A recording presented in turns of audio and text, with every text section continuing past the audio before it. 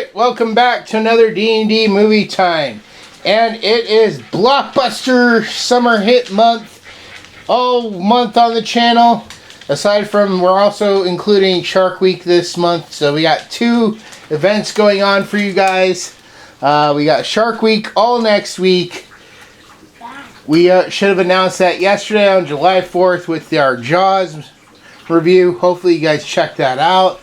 And every Friday we're going to have a Blockbuster Summer Hit. So today we will be watching Armageddon, which Cora doesn't know too much about, but I think she's really going to enjoy this because her favorite thing in the world is explosions. So she's been a little reluctant to want to watch this.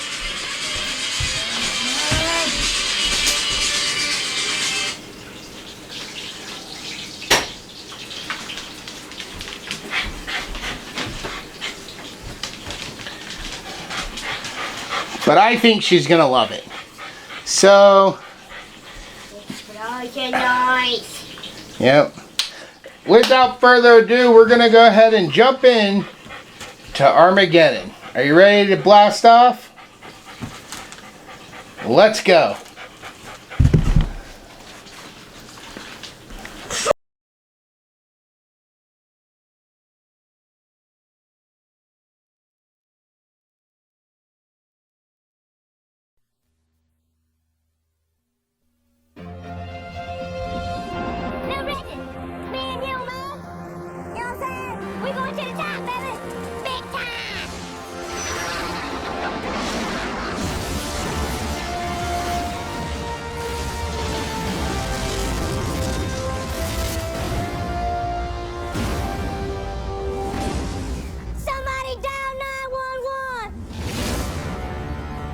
What hit us? Small asteroid fragments this morning. How big were those? Those were nothing. The size of basketballs and Volkswagens. This new one you're tracking, how big? It's the size of Texas, Mr. President. It's what we call a global killer. The end of mankind. Half the world will be incinerated by the heat blast, and the rest will freeze to death in nuclear winter. Basically the worst parts of the Bible. Hitting the rock from the outside will do the job. So, we nuke this thing from the inside? How? We drill. We're bringing the world's best deep core driller. The United States government has just asked us to save the world. We're talking about space, right? Outer space? This is like deep blue hero stuff. I'm there. I'm with you. Beam me up, Scotty. I want all of you listening to know that everything that can be done to wage this terrible battle is being called into service. May we all see these events through with the courage worthy of this challenge. All right, flight directors, I want the go, no, go for launch. Booster, go flight. GNC, go flight. Hey, Harry, you know we're sitting on 4 million pounds of fuel, one nuclear weapon, and a thing that has 200,000 moving parts built by the lowest bidder. Makes you feel good, doesn't it?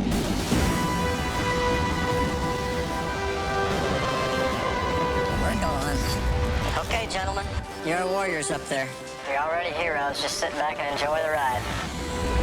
The dreams of an entire planet are focused on the 14 brave souls traveling into the heavens. Astronauts, welcome to space. It's about time. I haven't flown up in about an hour. Let's start praying about it right now. Listen, this is a kick-ass ride.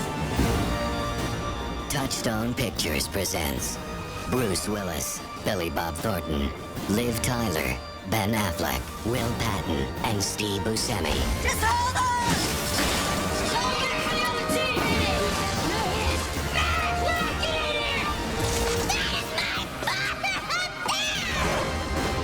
You don't have to worry about me and my team. We'll get the job done.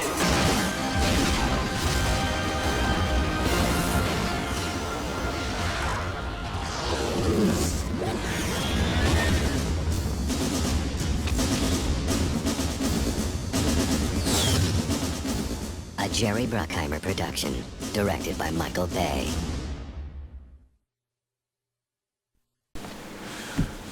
Alright, so we just finished Armageddon. Do you want to attempt to tell what this movie is about? You do it. Fine. But you better pay attention, because this is how I want you to start doing it. I will. Alright. So, basically we start off with a history lesson, and we find out that a new meteor that the same kind like that had killed the dinosaurs is heading towards Earth, and if this thing hits, it's going to basically end all life on Earth. So NASA and the government, they come up with a plan to take 2 shuttles and land them on the asteroid, and use a team to drill into the asteroid towards the center of it, where they're going to drop a nuke in and explode it from the inside. The plans they're using for the drill they're going to use was created by a driller who's played by Bruce Willis, and they bring him in to help with training the men and getting everything underway. And he says, look, you can't just train a guy in a couple days. You got to have years of training. You got to have years of experience if you want this done right. And so basically, he gets his own crew of drillers to quickly get a crash course training in becoming astronauts so they can go up there and drill. Also, he works on the design of the drill that they're going to use, so it's all ready to go by the time they take off. But of course, every twist and turn that they get, the story makers throw some kind of wrench into the works that causes the story to need a sudden rethought on how they're going to do it. And we lose several main characters along the way. But yeah, all in all, it's a really good movie with a really great cast. So that was Armageddon. And when we come back from our break, we are going to give our final thoughts and scores. So we will see you all in a minute. Bye. For thousands of years, the world has been protected by the Guardian of Light, or as he is more commonly known, Santa Claus. Over the centuries, factors such as fear and prejudice, greed and jealousy, misunderstandings, betrayal and war have segregated most humans from the magical world of elves, fairies, wizards, and the like. This has resulted in many misconceptions and generalizations of the true nature of Santa and his world. This 6-book series by Sean Connaughton begins as the current of a long series of Guardians is murdered by a group of monstrous enemies recently escaped from an enchanted South Pole prison. These creatures are loyal to the darkness, an evil force determined to exterminate the light in order to enslave all creatures of the world. Shane Connor, an average young man, suddenly finds himself being trained as the new Guardian. As he adapts to his new life among fantastic creatures, he goes on an adventurous quest with a legendary wizard for the ultimate weapon to use against the darkness, and faces murderous enemies like Rasputin, Morgana Le Fay, Krampus, and many more. Along with his best friend Joe Gomez, Shane encounters politics, history, mysterious murders, new loves, his own hidden past, and racial dynamics among the fantasy races that turn out to be all too real. Their adventures reveal the true nature of the world and challenge the current state of how all races interact. This series expertly melds myths, legends, history, faiths, folklore, and secret societies into a fascinating, cohesive, comprehensive world of wonder and magic. From Atlantis to Olympus, from Hades to the moon, and from broomstick races to Christmas deadlines, join the new Santa Claus on his amazing journey. But beware, will Shane's quest achieve his ultimate goal of destroying the darkness and preserving the light of the world? Or is he actually playing right into a plot by dark forces that will result in his, and our, ultimate doom? So make your list and check it twice for the Guardian of Light book series. Download your audiobook or ebook today from Audible, Amazon, or iTunes.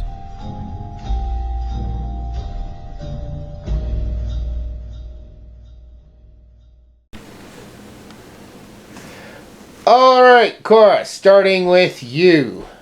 On a scale of 1 to 10, what would you rate Armageddon? A 9 out of 10. I gotta get some stuff because some stuff was happening too fast, too quickly. Like, that one part was like all the shiny lights. The shiny lights were happening too fast, and like, I think the camera was like switching too fast to camera to next camera, back to this camera to the other camera. Okay. That basically my mind did not get what's happening. Since like that confused my mind to where I did not get what's happening in that specific scene. Yeah. Who is your favorite character?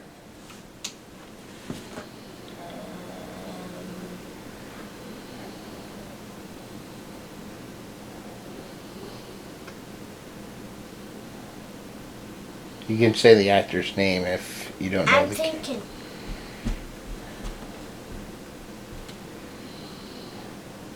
I have no idea. You have no idea? You don't have a favorite character? I thought you would have said the main guy, the dad. Oh yeah, he was my favorite character. I'm kind of sad that if Armageddon. Well, we're getting it. We'll get there. Hold on. I know. What was your favorite, funniest moment in the movie? Wait, there are funny moments? Yeah, there's a lot of funny moments.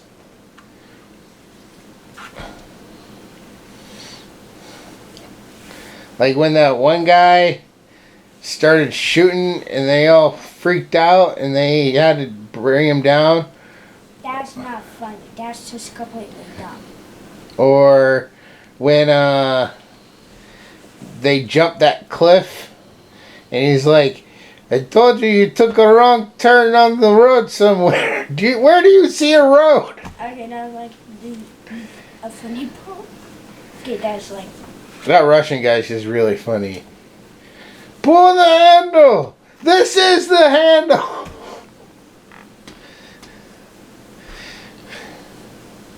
What was your saddest moment of the movie? Probably the end where the dad sacrificed himself. I was like, no! I want him in the second movie if they ever do make a second movie. They're never gonna make a second movie of this. Yeah.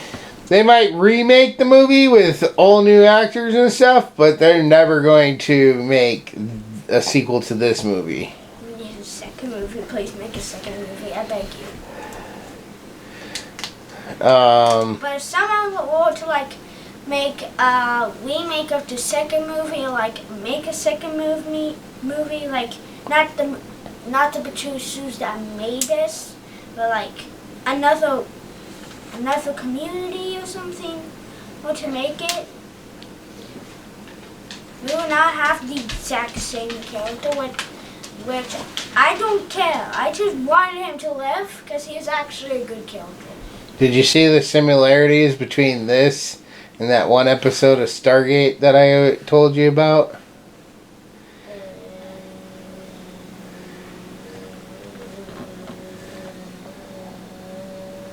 I think I broke her. Yes or no? Anyways, alright, moving on to my score then. Unless you have any final thoughts on the video. Like, comment, subscribe. I said the movie. No, you said video! Okay. Any final thoughts on the movie?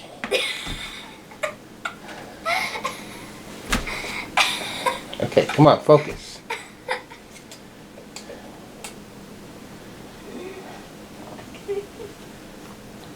Yes, no? No. Okay, moving on to my score then. On a scale of 1 to 10, I'd have to give Armageddon a 10 out of 10. Of course. This movie is action-packed. And I got one more question. We'll go back to Corey here in a little bit. But it's action-packed. There's good little moments where they really get you with the emotion in this movie. There are some sad scenes and there's some really tense scenes. But they just always manage to find a way to pull you back from that brink to where you're not stuck in that moment for too long with a little bit of comedy. Can you stop playing with your hat? But they find a way to pull you back at just the right moment.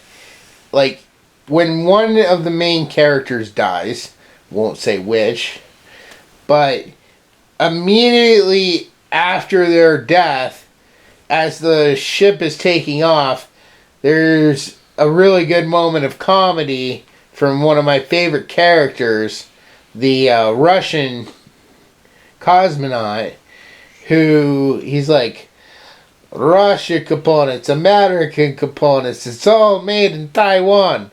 And I love that line. Whenever I talk about Armageddon, that's like the one thing I always got to bring up. Because that's my favorite line in the whole movie. But yeah, they find a way to do that. I love that. There also is a good balance of emotional moments, happy moments, exciting moments. And it's just, it is like a roller coaster ride with its ups and downs. But it never stays in one spot for too long. And it always keeps you moving. So,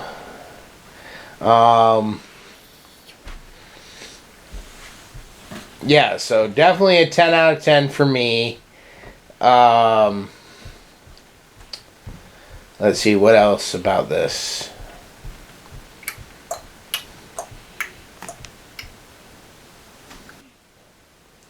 You know what? I just completely forgot what I was going to go back to Korra for. So, but I do want to ask you, what did you think of the music? Because I found, and I don't know if this is just a big problem in the 90s, but I think sometimes with a lot of 90s movies, there was this big issue where they have the score, I think, just a little too loud. Because it's playing about the same level as the people who are talking. It makes it a little hard to hear what they're saying. Do you feel like that was a problem in this movie too, or? Now I heard what they were saying, and the music was actually pretty good. You liked the music, and you didn't have a problem with the volume? Versus the volume of people's voice? I mean, it was a bit loud. Okay, but apparently, kids hearing when people are talking are more better than grown-ups hearing. Because I heard them perfectly. Cora, I'm not saying you couldn't hear them perfectly. I'm just saying it was a little taxing to hear them. I know, but I heard them apparently. Yet you can't hear me in a quiet room 2 feet away. Where's my body so I can smack you? No. Sit down. And it's kind of appropriate you wore your Star Wars shirt too during this movie, since there was a Star Wars reference in it, right? Mm-hmm. Yep. But, oh! Duh. I just remembered what it was I was going to ask you. So, before we started watching this movie, when I was telling you we were going to watch this movie, you were kind of against it. And I told you that this movie had your most favorite things. Explosion noise! Was your explosion fetish satisfied? Did you get enough explosions in this movie? I mean, it started with an explosion. You had an explosion, like, probably if we counted, like, the kill counts, if you count every time there's an explosion, there is probably explosion, like, every 10 seconds of the movie. I need more movies with explosions. Give me explosions now! But, yeah, me and my buddy, we were having a talk about this movie, and he was saying that he likes this, but he also likes Deep Impact, and I think he was saying he liked Deep Impact just a little bit more. And that both movies came out around the same time. And I told him, I'm pretty sure the main reason why Armageddon was the bigger movie was because A, you had the Aerosmith song, and B, this movie had a much bigger, well-named cast than Deep Impact. I'm sure there's a lot of big people in Deep Impact, but I mean, we were all watching this together, and I was seeing people who now are super famous who probably weren't as super famous back during that time. Like, for instance, one of the NASA guys is Jason Isaacs, who was Lucius Malfoy from the Harry Potter franchise. He was also Captain Hook in one of the live-action Peter Pan movies. So, I mean, he's gotten huge since. And he didn't get huge because of this movie. He got huge because of Harry Potter and being a good villain. But that's going to go ahead and wrap up this video. This is now July. There is just a little over a month left to get those pictures emailed for the contest.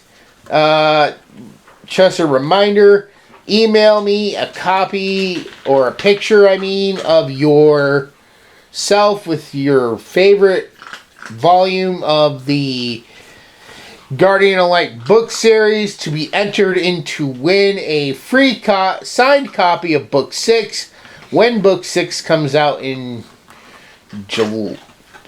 September.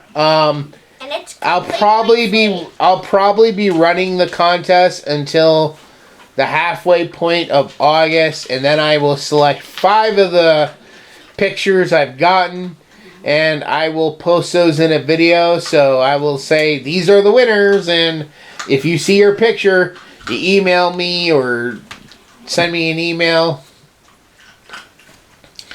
or I'll email you, one of the two, and I'll let you know you won. So, yep, that contest is still going on, and I am hoping to get a lot of people so I can have a lot of choices between who's going to win. Like I said, 5 lucky winners will get a free signed copy of Book 6 after it's released in September. And remember, it is free, and nobody wants to mess a free deal. So make sure you go ahead and just send in those selfies. But that is going to go ahead and wrap up this first episode of our Blockbuster July. Next week, like I said, we will be having Shark Week. So next Friday, you will get 2 episodes. One in the morning, one in the afternoon. Because we're going to get this summer going midway with a big bang. And then we might calm things down a little bit in August. But with that all said, we will see you all in the next video.